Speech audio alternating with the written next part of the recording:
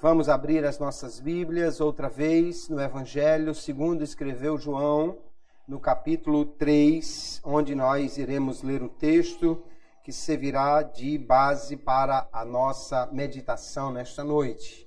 João, capítulo 3, verso 1 em diante, diz assim a palavra de Deus: E havia entre os fariseus um homem chamado Nicodemos, príncipe dos judeus. Este foi ter de noite com Jesus e disse-lhe: Rabi, bem sabemos que és mestre vindo de Deus, porque ninguém pode fazer estes sinais que tu fazes se Deus não for com ele. Jesus respondeu e disse-lhe: na verdade te digo, que aquele que não nascer de novo não pode ver o reino de Deus. Disse-lhe Nicodemos: como pode um homem nascer sendo velho? Porventura pode tornar a entrar no ventre de sua mãe e nascer? Jesus respondeu: na verdade te digo, que aquele que não nascer da água e do Espírito não pode entrar no reino de Deus.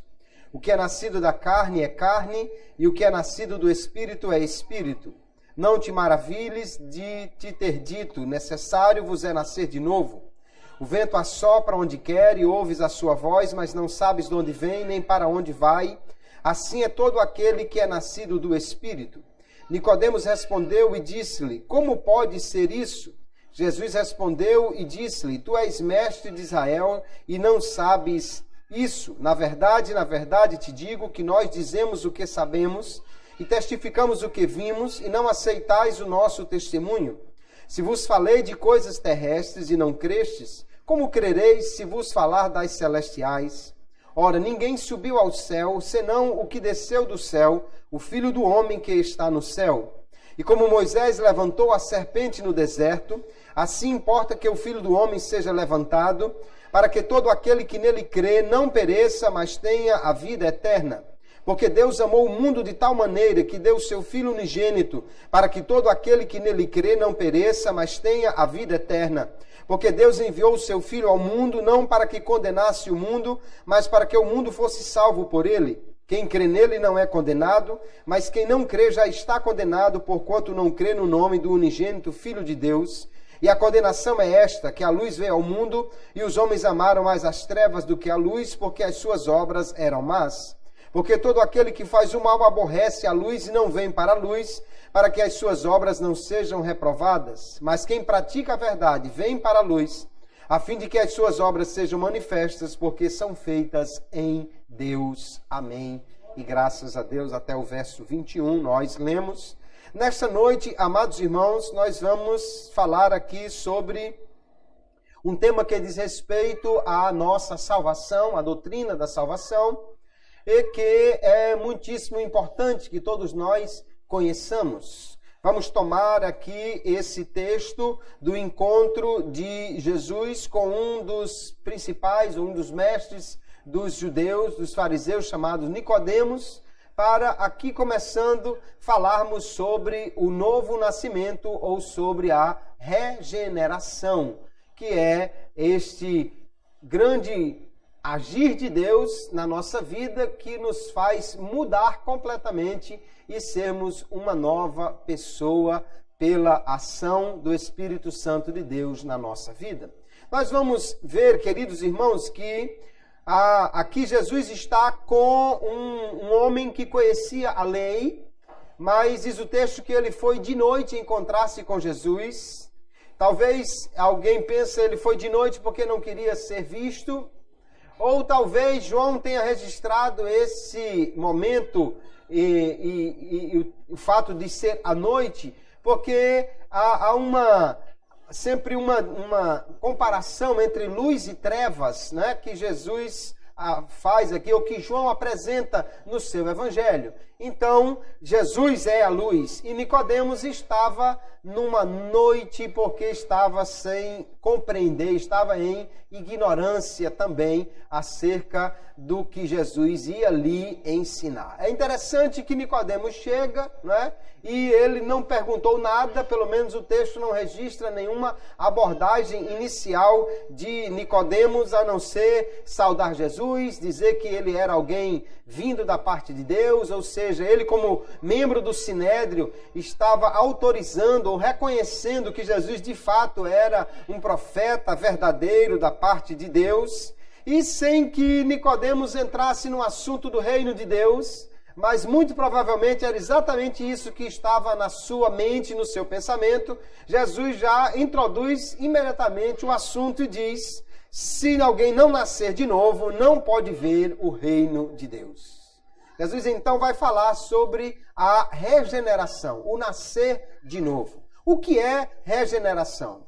Nós podemos ver que é um ato de Deus, pelo qual ele, por seu Espírito Santo, ressuscita um pecador que está na morte espiritual e faz dele uma nova criação. Nós vamos encontrar diversos textos na Bíblia falando sobre esta realidade do novo nascimento, da regeneração que Deus faz na vida do homem. O texto de João, capítulo 1, verso 12 e 13, também fala sobre este assunto quando diz: mas a todos quantos o receberam, deu-lhes o poder de serem feitos filhos de Deus, aos que creem no seu nome, os quais não nasceram do sangue, nem da vontade da carne, nem da vontade do varão, mas de Deus. Note que o que Jesus está falando aqui é exatamente sobre um nascimento que é gerado pelo Espírito, um nascimento que vem de cima e que João já havia dito que vem de Deus. Então é Deus quem faz esta mudança, esta regeneração espiritual na vida do homem. Não é algo que o homem produza por seu esforço, não é apenas uma mudança de entendimento, é uma nova geração que Deus faz no homem por seu Espírito Santo. Junto com a adoção, a regeneração caracteriza a filiação cristã. Ou seja, quando nós somos regenerados, nós nascemos como filhos de Deus. E quando somos adotados como seus filhos. Na regeneração, Deus nos dá da sua natureza. Na adoção, Ele nos dá da sua herança. Pela regeneração, nós somos declarados filhos de Deus na sua essência. Como adoção, nós somos declarados filhos de Deus por uma questão de direitos.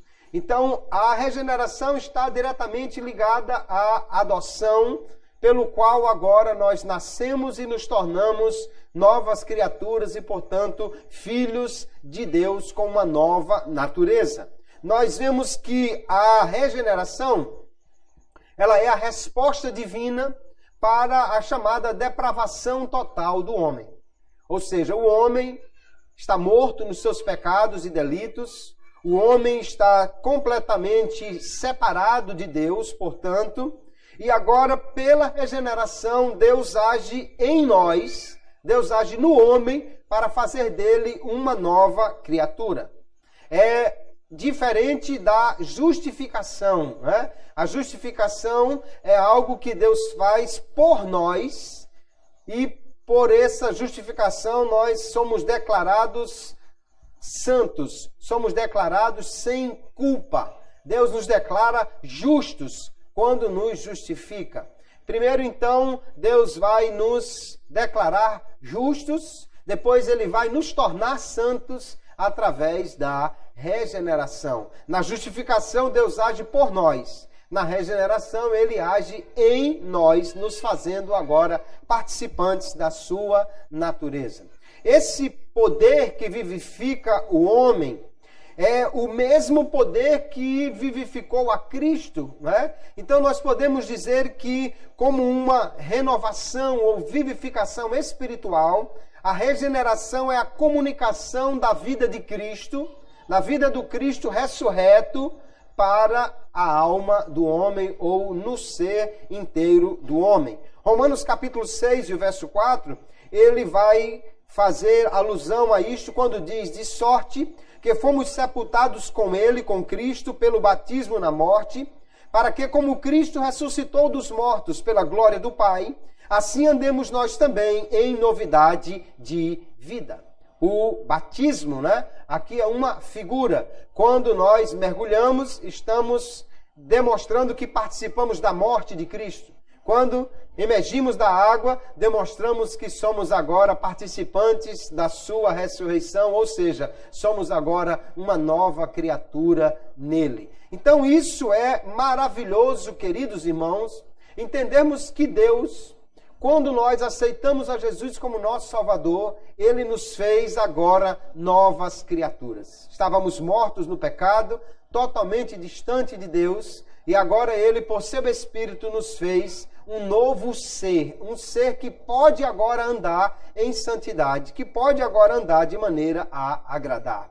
A Bíblia vai falar da regeneração com muitos outros termos. Vai falar, por exemplo, como nascer de novo, né? Nós vamos ver também a Bíblia falando do que nós já lemos em João 1, nascer de Deus. O novo nascimento também é falado de nascer do Espírito, como Jesus disse aqui na conversa com Nicodemos. Nós vamos ver em Efésios e Colossenses que Paulo fala que ele nos deu vida, então seria também receber vida.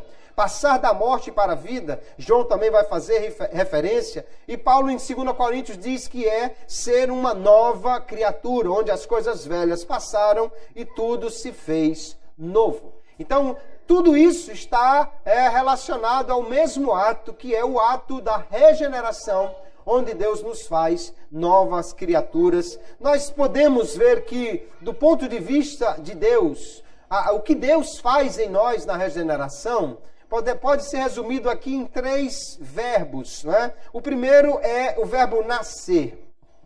Jesus disse que o homem não pode entrar no reino de Deus se ele não nascer de novo, não nascer da água e do Espírito. Nicodemos fica meio perturbado com isso aqui, porque ele só está pensando no nascimento físico, né? E ele, sendo um homem já velho e possivelmente já também um tanto barrigudo, né? Ele está pensando: como é que eu posso voltar ao ventre da minha mãe, né? Se já foi uma luta para nascer quando era pequeno, imagine agora que é grande, como vai ser esse nascimento. Ele então não está entendendo, porque ele está pensando no nascimento físico. Mas o nascer quer dizer que agora é uma nova geração, uma nova criatura que está surgindo ali. Não é simplesmente uma melhorada, uma reforma, não é simplesmente um remendo, mas é algo novo que Deus está gerando no homem. Ele agora nasce como filho de Deus na regeneração. Pedro vai fazer referência a isso na primeira epístola, capítulo 3, quando diz, capítulo 1, verso 3, bendito seja o Deus e Pai de nosso Senhor Jesus Cristo, que segundo a sua grande misericórdia, nos gerou de novo para uma viva esperança pela ressurreição de Jesus Cristo de entre os mortos. Algumas vezes o texto usado para falar de nascer é o mesmo texto usado para falar de dar à luz a uma criança. Então Deus nos faz realmente nascer de novo, somos novas criaturas. Nós vamos ver também que o verbo dar vida, não é? O termo dar vida é usado para falar desse novo nascimento. Porque antes de nascer de novo, o homem está morto. Morto espiritualmente. Quer dizer que ele não tem comunhão com Deus. Que ele não tem o seu sentido espiritual verdadeiro para o bem. Que ele não pode fazer nada que agrade a Deus. Está morto, separado de Deus. Jesus fez referência a isso quando um homem que é chamado para seguir ao mestre diz: deixe que eu primeiro vá sepultar o meu pai. Ele estava adiando a ida de estar com Jesus até que seu pai morresse. Jesus então diz: deixa que os mortos sepultem os seus mortos. É lógico que Jesus não estava falando dos mortos físicos sepultarem os outros mortos físicos, que isso é impossível, mas ele estava falando dos mortos espirituais sepultarem os mortos físicos. Aqui está, então, um homem que, apesar de estar vivo fisicamente, está morto espiritualmente, mas que quando aceita Jesus como seu Salvador, recebe o Espírito de Deus, recebe vida do Espírito Santo, recebe uma injeção da vida de Deus na alma do homem e se torna agora, então, nascido de novo. Ele agora está vivo espiritualmente. Lá em Efésios capítulo 2, o verso 5, o apóstolo Paulo vai dizer: estando nós ainda mortos em nossas ofensas, nos vivificou juntamente com Cristo, pela graça sois salvos. Veja que ele vai dizer aqui que nós estávamos mortos em pecados, mas que pela graça de Deus nós podemos chegar a Cristo pela fé, e é exatamente porque nos unimos a Cristo que nós nascemos de novo e recebemos vida dele. E ainda podemos encontrar o termo criar, não é?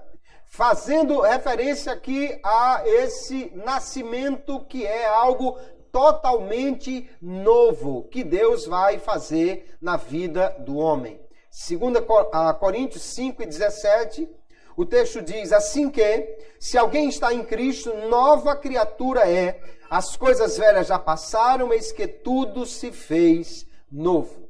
Deus então agora dá ao homem uma nova natureza, que ele não tinha antes.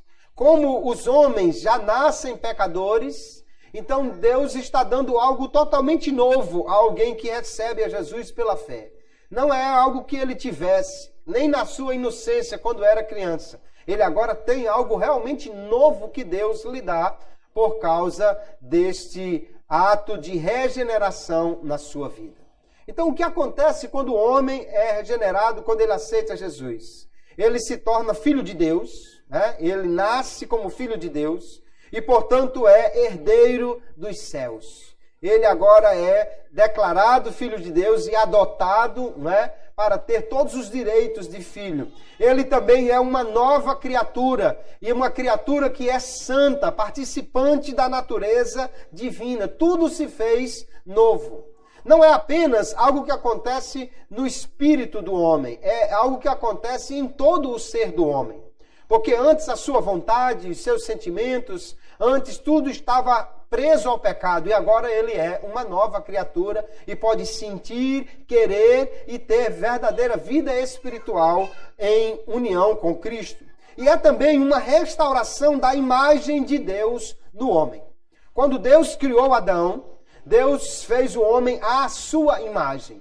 Imagem que não é do seu corpo, mas sim das características de Deus, como inteligência, como santidade, como a capacidade de pensar, a capacidade de também gerenciar as coisas, né? Havia a imagem de Deus em Adão. Essa imagem foi seriamente prejudicada, não totalmente destruída, mas muito prejudicada quando ele pecou. Mas agora, uma vez que ele é nova criatura, então ele é, de novo, restaurada a imagem de Deus nele. É como se um carro, né, tivesse capotado, ou ainda lá na fábrica, antes de sair, caiu uma peça em cima dele e ele ficou amassado. E foi colocado no mercado assim mesmo. Todo carro só saía da fábrica amassado, porque já sai o homem pecador.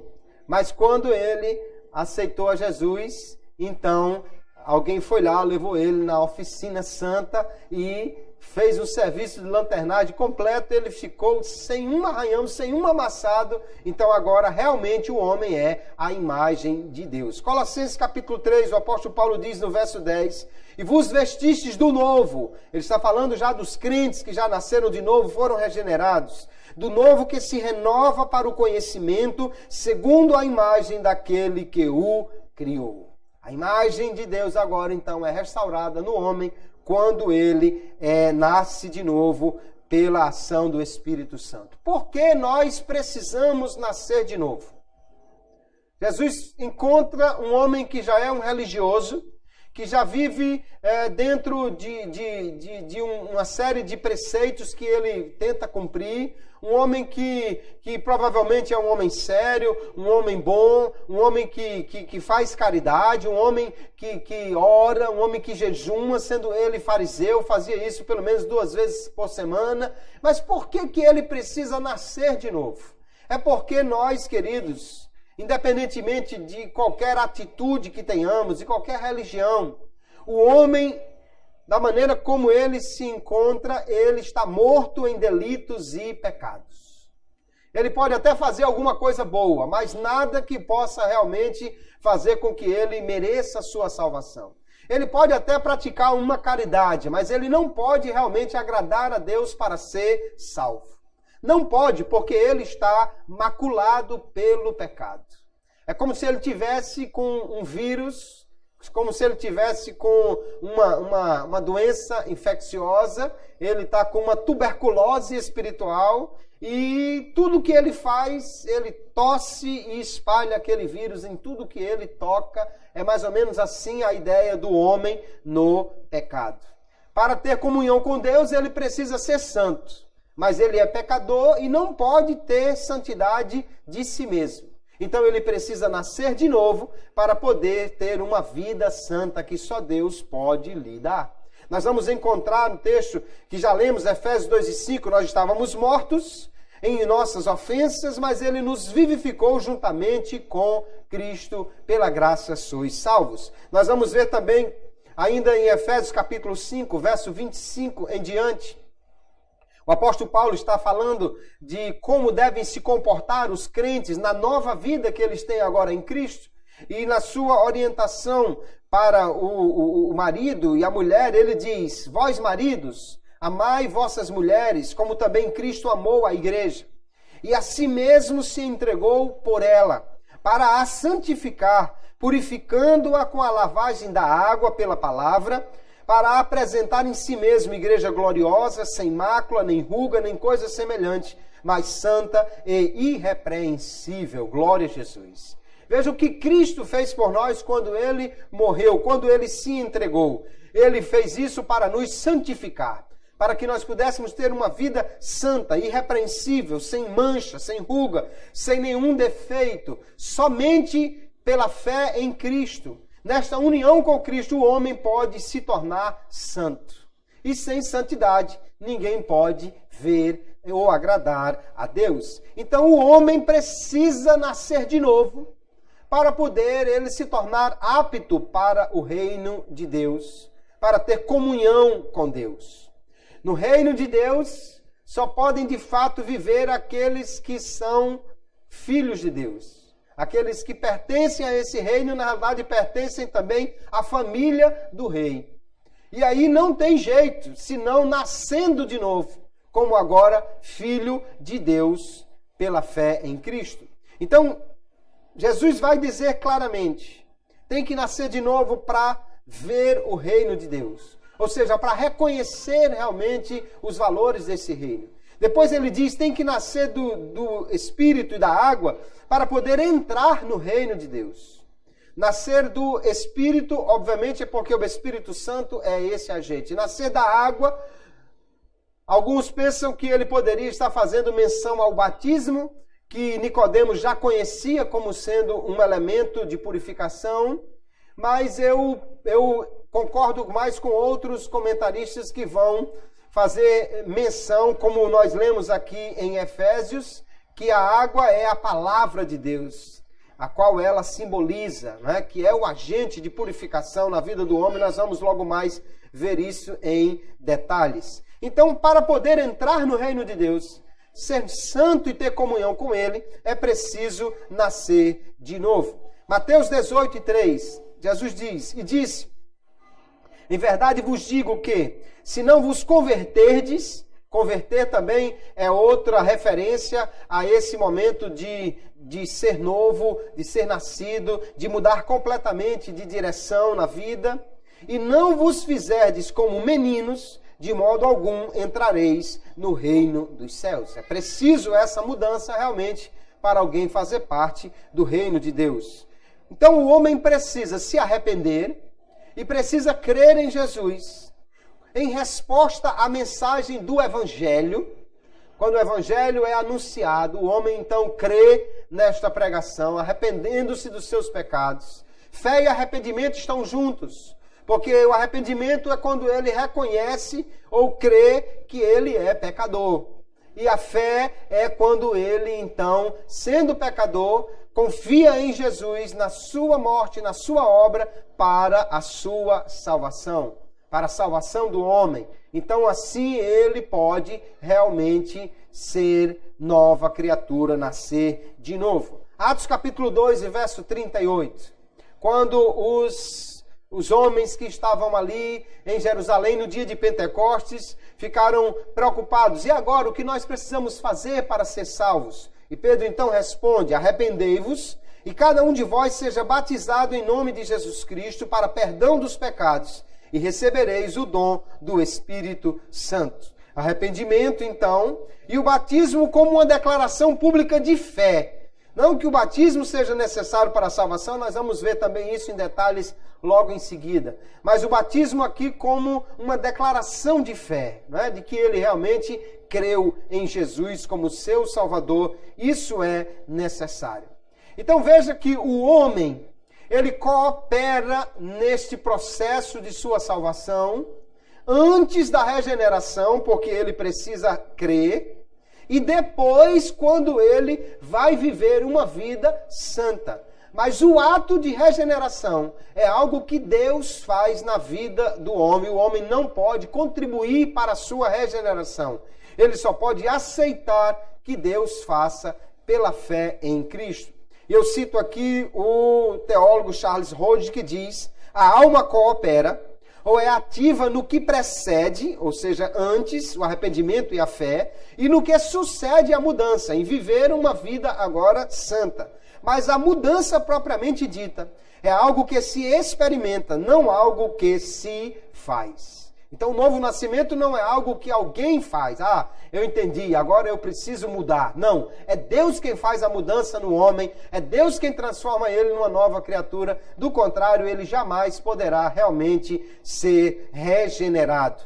Então o que não é regeneração, já que nós vimos algumas questões que estão relacionadas a esse novo nascimento. Primeiro, regeneração não é simplesmente mudança de religião. Nem é mesmo aceitar uma religião. Isso é apenas proselitismo, né? Trazer alguém para uma nova religião. Não é isso que Jesus está fazendo com Nicodemos. Jesus não está dizendo: Nicodemos, você precisa ser religioso. Não, ele já tinha uma religião. Nem Jesus está dizendo: Nicodemos, você precisa trocar de religião. Saia do judaísmo e venha para o cristianismo. Não é isso que Jesus está dizendo, porque regeneração não é só mudar de religião, é mais do que isso. É mudar de natureza, é ter uma nova natureza, uma vida santa que só pode ser gerada pelo Espírito Santo de Deus. Obviamente, regeneração também não é um sinônimo de reencarnação.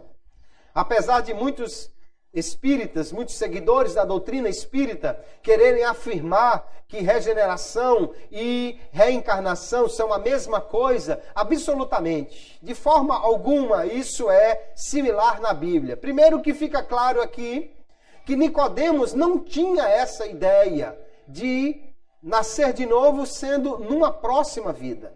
Quando Jesus diz: você precisa nascer de novo, ele só lembra daquela vida. E ele diz: então eu tenho que voltar para o ventre da minha mãe.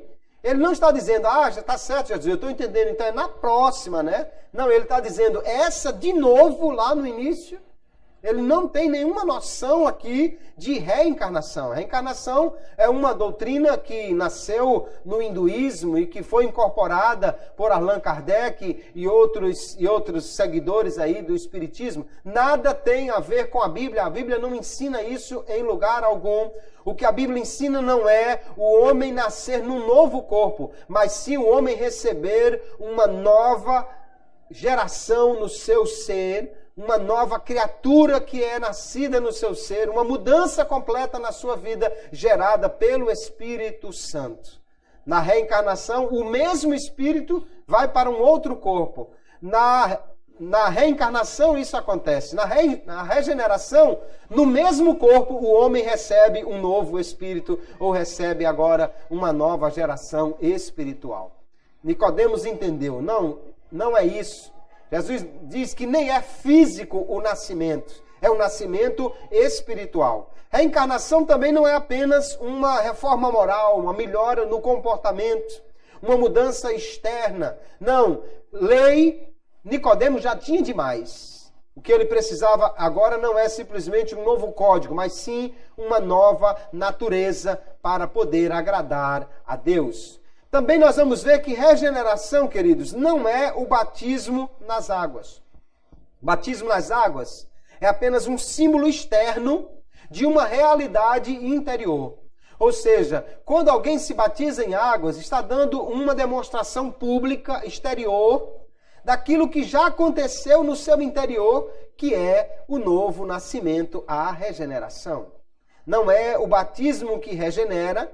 Nós vamos ver que pessoas que não puderam ser batizadas como o ladrão da cruz, no entanto, receberam a salvação e, portanto, nasceram de novo pela fé em Cristo. E o batismo apenas é uma demonstração pública. Nós vamos ver isso com mais detalhes em seguida. Também a regeneração não é o primeiro passo na ordem da salvação. Ou seja, no que Deus faz por nós quando nós aceitamos a Jesus. Na ordem lógica dos eventos envolvidos na salvação do homem. Quando a gente aceita Jesus, nós somos justificados, regenerados, adotados, santificados. Tudo isso acontece no momento que o homem aceita Jesus.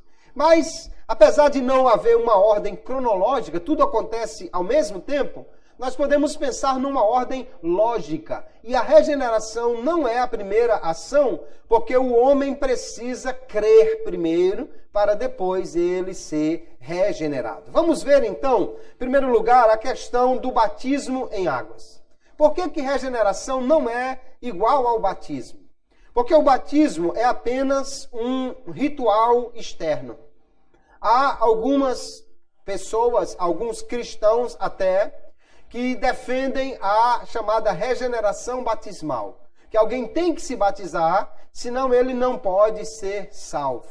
Por isso que batizam-se as crianças, para garantir logo que durante toda a vida ele esteja inserido nessa realidade.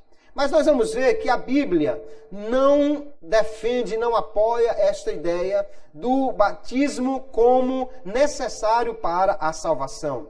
A água referida aqui no texto de Jesus com Nicodemos, que diz que se não nascer da água e do Espírito, não pode entrar no reino de Deus, o verso 5, ele está muito mais para um símbolo da palavra de Deus do que para a realidade do batismo. Nós já lemos Efésios capítulo 5 e o verso 26, né? Para a santificar, para a purificar pela palavra. 1 Pedro 1,23 diz, sendo de novo gerados, não de semente corruptível, mas da incorruptível, pela palavra de Deus, viva e que permanece para sempre. Então o batismo é um passo importante, um passo de obediência, porque Jesus disse que deveria ser batizado. É uma demonstração pública de fé. Mas isso não é o que efetua a salvação. Ele até ilustra o processo de salvação, como nós lemos em Romanos capítulo 6, né? Onde Paulo diz, ou não sabeis que todos quantos fomos batizados em Jesus Cristo, fomos batizados na sua morte, de sorte que fomos sepultados com ele pelo batismo na morte, para que, como Cristo ressuscitou dos mortos pela glória do Pai, assim andemos nós também em novidade de vida. Então, quando o batizando é imerso na água, ali está simbolizando que ele morreu com Cristo. Quando ele emerge da água, então ele agora está simbolizando que ele nasceu de novo, ressuscitou espiritualmente, como Cristo também ressuscitou. O batismo, então, é um símbolo do que já aconteceu no coração e na vida daquele que recebeu a Cristo como seu Salvador. Não é um meio de obter a salvação, porque a salvação não é pelas obras. não é algo que o homem faça que lhe dá a salvação. A salvação é unicamente pela fé. Se o batismo fosse necessário para a salvação, então a salvação também seria pelas obras, ou seja, você tinha que fazer alguma coisa que seria o batismo para alcançar a salvação. Efésios 2:8, Paulo diz claramente, porque pela graça sois salvos, por meio da fé. Isto não vem de vós, é dom de Deus, não vem de obras para que ninguém se glorie. Então, o crente deve se batizar? Sim, deve. Mas não para ser salvo. Ele deve se batizar porque já é salvo. Porque já é uma nova criatura. Porque já nasceu de novo. Porque já creu em Jesus. Então ele está agora dando testemunho público da sua fé pelo batismo em águas. Nós vamos ver também que a regeneração não é o primeiro passo na salvação. Não é a primeira coisa que acontece para o homem ser salvo. Por quê? Porque nós vemos pela Bíblia Sagrada que a fé vem antes da regeneração. O homem precisa crer para poder nascer de novo. Nós já vimos João capítulo 1, verso 12, é muito claro o texto que diz: mas a todos quantos o receberam, pela fé, não é? Deu-lhes o poder de serem feitos filhos de Deus, aos que creem no seu nome. Então o homem crê em Jesus, e agora, porque ele creu, ele é regenerado, é tornado filho de Deus. Alguns teólogos colocam em ordem inversa. Diz que primeiro Deus regenera o homem, para depois ele para depois ele crer, né? Ele recebe fé depois da regeneração. Mas não é isso que a Bíblia mostra. Até porque o fato do homem crer é algo que ele precisa fazer. Deus não crê pelo homem. Deus não manda que os regenerados creiam, mas ele manda que o homem creia para poder ser regenerado ou salvo. Lá em Gálatas capítulo 3, verso 26, Paulo também diz: porque todos sois filhos de Deus pela fé em Cristo Jesus. Então é crendo que o homem se torna filho de Deus, ou seja, é regenerado e adotado. Ainda 1 de João, capítulo 5, verso 1, todo aquele que crê que Jesus é o Cristo é nascido de Deus, e todo aquele que ama ao que o gerou também ama ao que dele é nascido.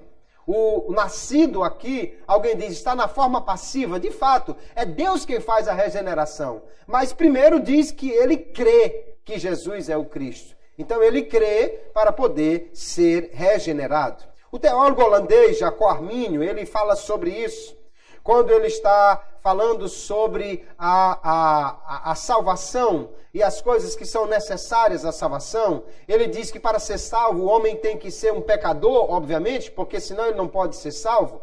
Além de ser necessário o pecado no homem para ele ser salvo, ele diz que tem outra coisa que também é necessário para a salvação. E ele diz, essa coisa é a fé em Jesus Cristo, sem a qual a adoção não é concedida a nenhum homem, e sem sua consideração a adoção não está preparada a ninguém pela predestinação divina. Ele cita João 1:12, que nós já lemos, é pela fé aos que creem no seu nome que o homem se torna filho de Deus. Ele prossegue, pois aqueles que creem são adotados e também regenerados, né? E não aqueles que são adotados recebem o dom da fé.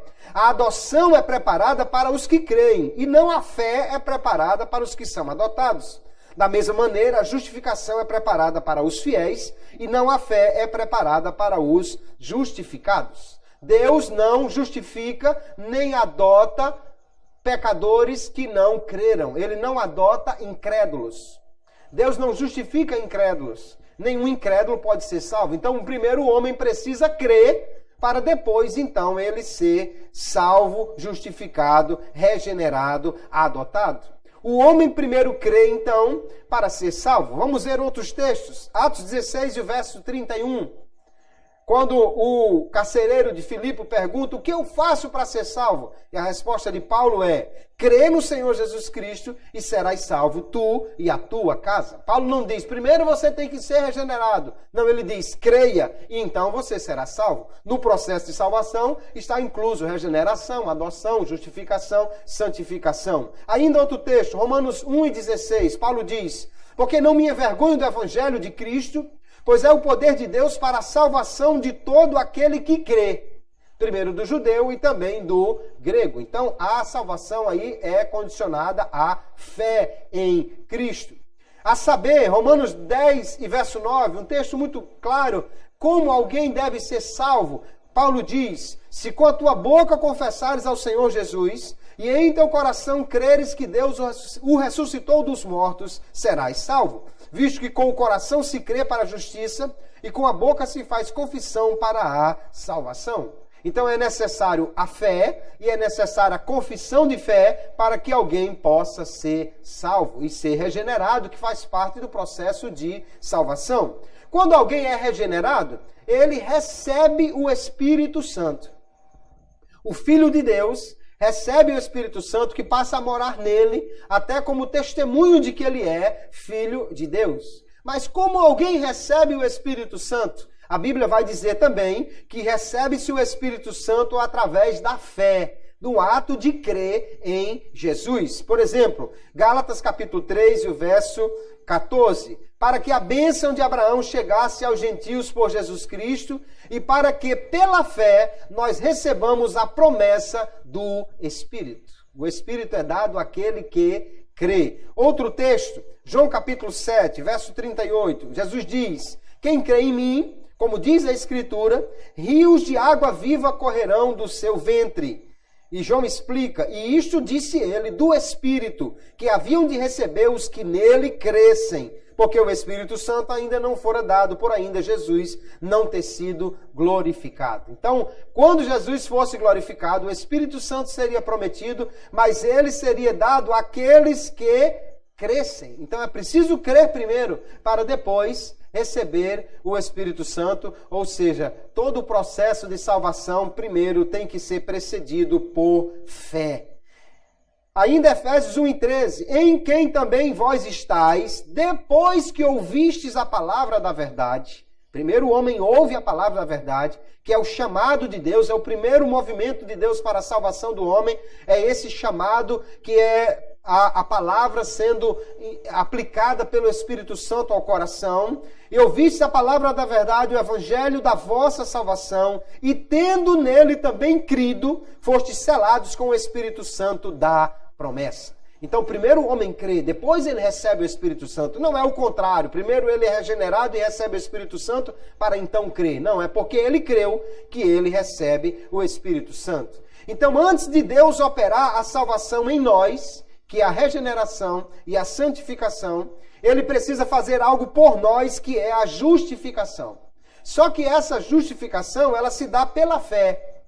Então, o homem precisa crer para poder ser justificado e então regenerado, vivificado, santificado para receber então a salvação, ou seja, todo o processo que Deus faz nele quando ele crê em Jesus. Assim nós entendemos, e está na nossa declaração de fé da Assembleia de Deus recém-publicada, né, que o homem primeiro crê, a fé precede a regeneração. Ele crê e só então ele é regenerado por Cristo Jesus. Como a regeneração se dá? Nós já vimos a essa altura muitas dessas coisas, estamos só confirmando este ponto. Primeiro Jesus disse, aquele que nasce da carne é carne, mas o que nasce do Espírito é Espírito. Então, o nascimento espiritual só pode ser feito pelo Espírito Santo. O agente da regeneração principal é o Espírito Santo de Deus. O mesmo poder que Deus usou para ressuscitar a Cristo dentre os mortos é o mesmo poder espiritual que os crentes recebem para serem novas criaturas. Tito capítulo 3 e o verso 5, Paulo diz, não pelas obras de justiça que houvéssemos feito. Veja que a salvação não é pelas obras, portanto não pode ser pelo batismo, mas segundo a sua misericórdia, nos salvou pela lavagem da regeneração e da renovação do Espírito Santo. É o Espírito Santo quem gera no homem este novo viver, esta nova criatura. E o outro agente é a palavra de Deus. Jesus disse, então, tem que nascer da água, que é a palavra, e do Espírito, o Espírito Santo. A comunicação da mensagem é que faz com que o homem creia para que ele tenha vida nova em Cristo. Nós já vimos 1 de Pedro 1:23, agora citamos Tiago 1:18, quando ele diz: segundo a sua vontade, a vontade de Deus, ele nos gerou pela palavra da verdade, para que fôssemos como primícias das suas criaturas. Então a palavra de Deus, irmãos, é quando ela é aplicada ao coração pelo Espírito Santo, que o homem pode crer. Como é que a fé surge no coração? A Bíblia diz, a fé vem pelo ouvir, o ouvir pela palavra, ou pela pregação da palavra de Deus.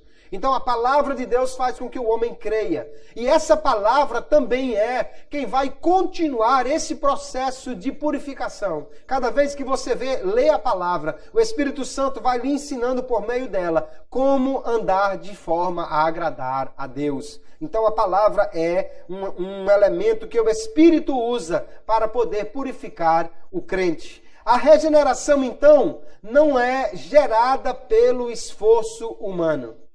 Há muitas religiões que pregam salvação pelas obras. Você faz alguma coisa, você faz caridade, você ajuda os pobres, você anda de casa em casa vendendo uma revistinha, você vai para um outro país para pregar o evangelho, enfim, tem uma série de coisas que algumas religiões pregam que você tem que fazer para poder ser salvo. A Bíblia não ensina a salvação pelas obras. Não é o batismo, não é algo que você faça, mas é simplesmente quando você crê em Jesus e recebe então esta graça de Deus, que é a ação do Espírito Santo no coração, que o homem é feito nova criatura. Claramente Jesus disse que nasce da carne é carne. Capítulo 1 de João, ele diz, não nascido da vontade do homem, mas de Deus. É Deus quem faz este novo nascimento no homem. É o poder do Espírito e a palavra de Deus usada por ele, que capacita o homem então a ver a verdade. A graça preveniente que abre os olhos espirituais do homem para que ele possa entender a palavra e dar crédito a ela. Aí então ele pode se arrepender e crer em Jesus como seu Salvador. Isso é necessário e é só isso que o homem precisa fazer para ser salvo. Ou seja, é o Espírito quem fala ao coração, é o Espírito quem convence o homem do pecado, ele apenas não resiste ao Espírito Santo e agora então é gerado de novo pela fé quando ele crê em Jesus. A graça de Deus lhe habilita para isso. 1 Coríntios capítulo 2, veja que texto interessante. Paulo vai dizer, verso 12, mas nós não recebemos o Espírito do mundo. Não é o mundo, não é o homem que pode gerar a nova criatura, mas o Espírito que provém de Deus, para que pudéssemos conhecer o que nos é dado gratuitamente por Deus. A primeira ação do Espírito aí é nos fazer entender, conhecer, ver a verdade de Deus. E ele continua, as quais também falamos não com palavras de sabedoria humana, mas com as que do Espírito Santo ensina, comparando as coisas espirituais com as espirituais. É o Espírito Santo quem fala ao coração do homem. E ele diz ainda, ora, o homem natural, ou seja, o homem sem ser gerado de novo, não compreende as coisas do Espírito de Deus, porque lhe parecem loucura, e não pode entendê-las porque elas se discernem espiritualmente.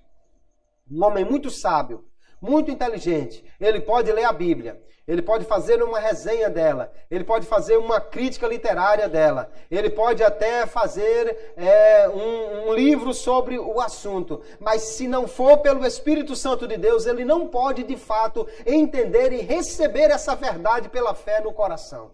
E Jesus faz uma oração extraordinária, linda, quando ele diz, graças te dou, ó Pai, Senhor dos céus e da terra, que ocultaste essas coisas aos sábios e entendidos e revelaste aos pequeninos. Glória a Jesus.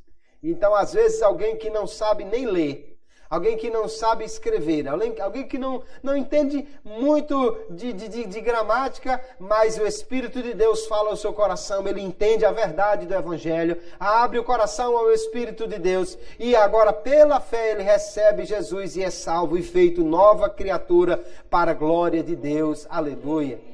É isso que é extraordinário, irmãos. O cristianismo não é uma religião para os ricos, nem para os entendidos, nem para os bem-nascidos, mas para todos. Se a salvação fosse pelo dinheiro, só os ricos seriam salvos. Se a salvação fosse pelo esforço, só os que tivessem saúde seriam salvos. Se a salvação fosse por algo que você tem que fazer, quem nascesse com uma grave doença ou o homem que tivesse paralítico numa cama não poderia ser salvo. Mas a salvação é pela fé.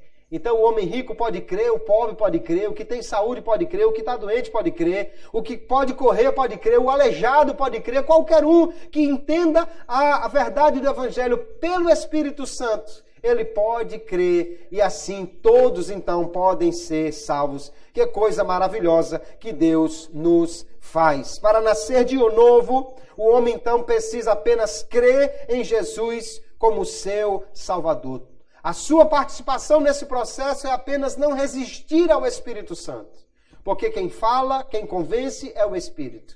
Ele só diz sim, ele só aceita e o Espírito Santo então faz todo o processo de regeneração na vida do homem. Nós já citamos João 1:12, que é o que crê no nome de Jesus, que é feito Filho de Deus. É interessante que algumas pessoas elas têm dificuldade de entender esse processo de salvação e querem complicar um pouco e querem dizer que não, Deus mandou Jesus para morrer só por uma parte dos homens, todos não podem crer e também você não é você que crê, é Deus quem lhe dá a fé. Mas Jesus, explicando para Nicodemos esse processo de salvação, Jesus vai fazer uso de uma história que é muito simples para nós entendermos. Ele vai fazer referência a um episódio registrado lá no livro de Números, quando Israel estava no deserto e Israel murmurou. E agora, como Israel pecou contra Deus, Deus mandou serpentes, cobras. Deus, na realidade, eu entendo que liberou as serpentes que no deserto devia ter já bastante, né? E mandou que elas fossem lá para o meio do povo. E o povo começou a ser picado por cobras e começou então a morrer. Então o homem aqui era picado por uma cobra, agora ele estava condenado. Ele não tinha nada que pudesse fazer. Não tinha Instituto Butantan, não tinha soro antiofídico, não tinha nada disso, não tinha hospital, remédio, posto de saúde, nada. Então ele estava condenado. Não tinha como se salvar. Essa é uma ilustração perfeita da condição do homem sem Deus. Ele está com o vírus do pecado no seu corpo, ele está com o veneno do pecado no seu corpo e está condenado à morte. É só uma questão de tempo para ele morrer. Mas quando isso aconteceu, o povo clamou por misericórdia, Deus mandou que Moisés fizesse uma cobra de metal, algo que era semelhante ao que estava provocando a morte, mas que deveria ser colocado numa haste suspensa, não é? E todo aquele que olhasse para a serpente seria curado. Jesus então vai usar esta história como ilustração e vai dizer, verso 14 que lemos, e como Moisés levantou a serpente no deserto, assim importa que o Filho do Homem seja levantado, para que todo aquele que nele crê não pereça, mas tenha a vida eterna.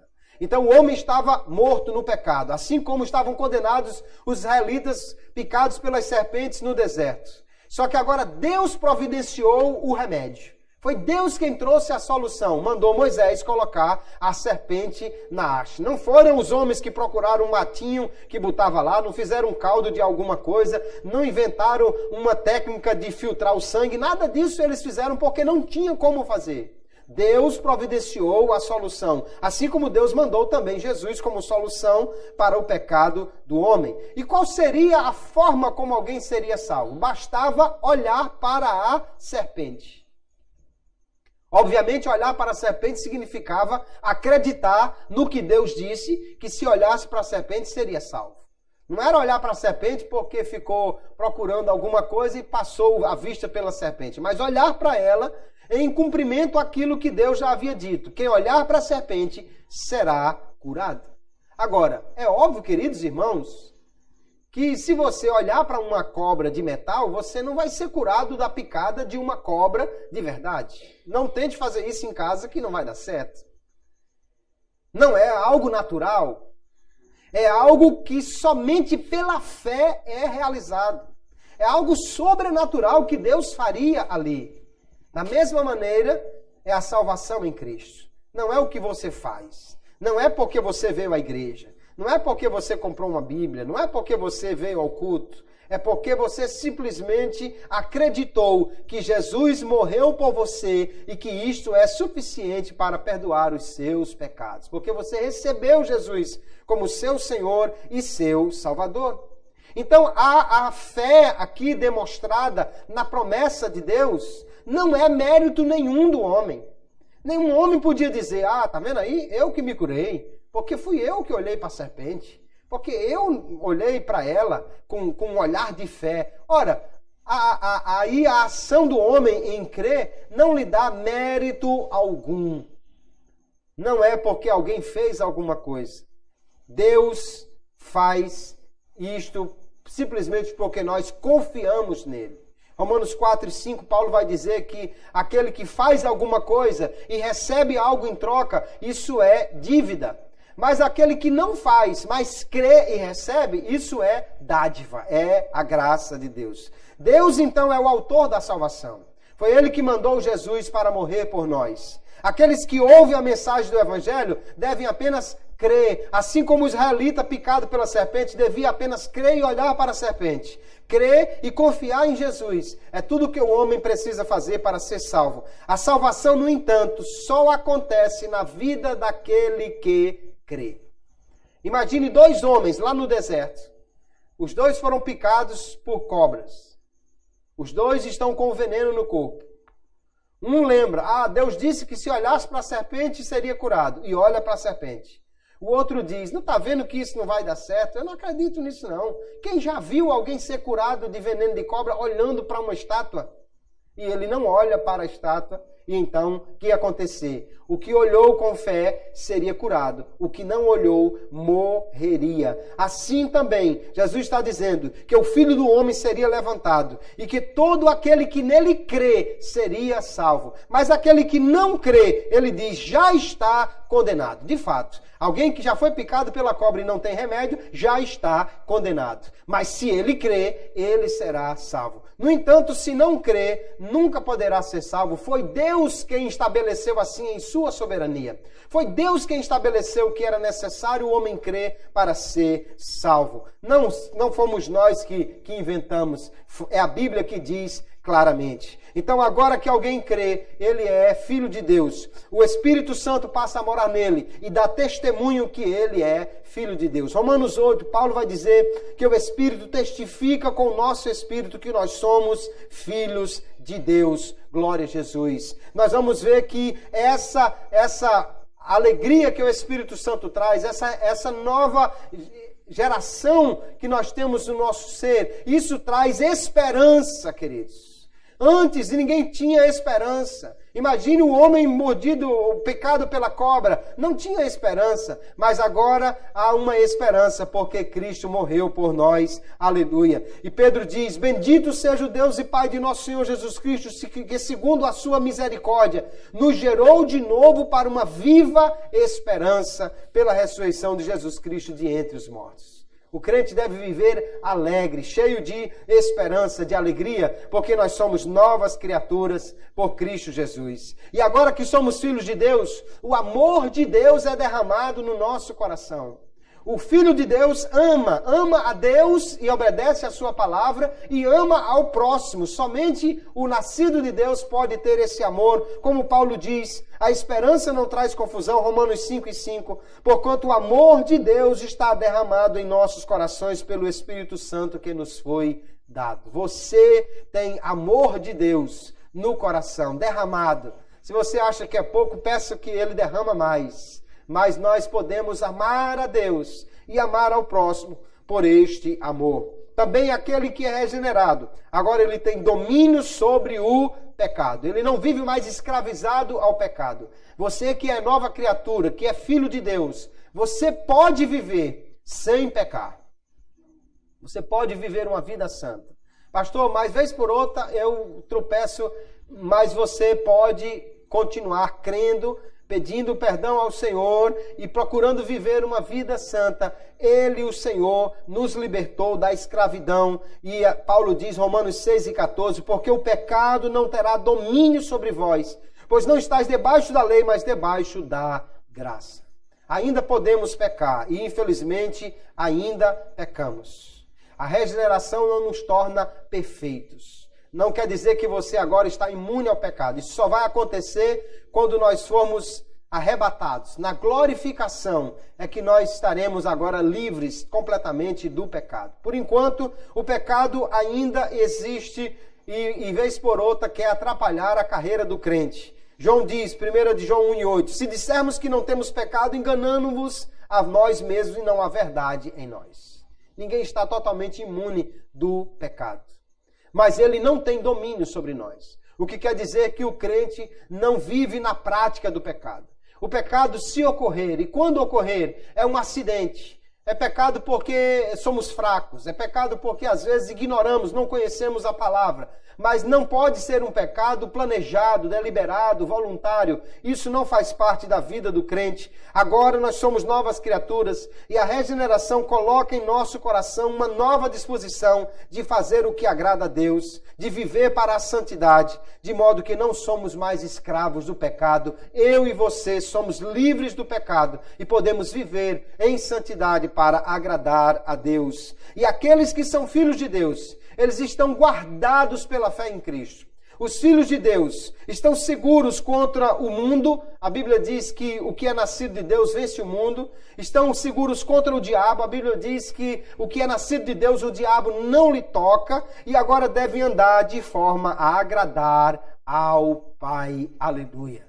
O mundo está aí nos cercando, a carne está lutando contra nós, o diabo se levanta contra nós, mas por sermos filhos de Deus e pela fé em Jesus, nós temos graça suficiente para vencer tudo isso e alcançar a salvação, aleluia, perseverando até o fim. Que Deus nos ajude, queridos irmãos, que nós possamos nesta noite agradecer a Deus, porque Ele nos fez novas criaturas. Você não é mais a mesma pessoa que era antes. Você não é mais o mesmo homem, a mesma mulher que era antes de aceitar a Jesus. Você agora é uma nova pessoa. E as pessoas precisam ver essa mudança de vida, essa mudança de atitude. Crente não pode viver como um não crente. Crente vive diferente porque é uma nova criatura. Não é fazendo isso que você vai ser santo. É porque você já é santo, já é filho de Deus, que você deve viver uma vida diferente e nova, que glorifique ao Pai que está no céu. Que Deus nos ajude, que possamos cada dia mais agradecer ao Senhor por sermos regenerados por Ele, novas criaturas em Cristo Jesus, e andemos conforme essa nova realidade que temos para a glória de Deus. Amém, queridos? Que Deus abençoe a todos em nome de Jesus.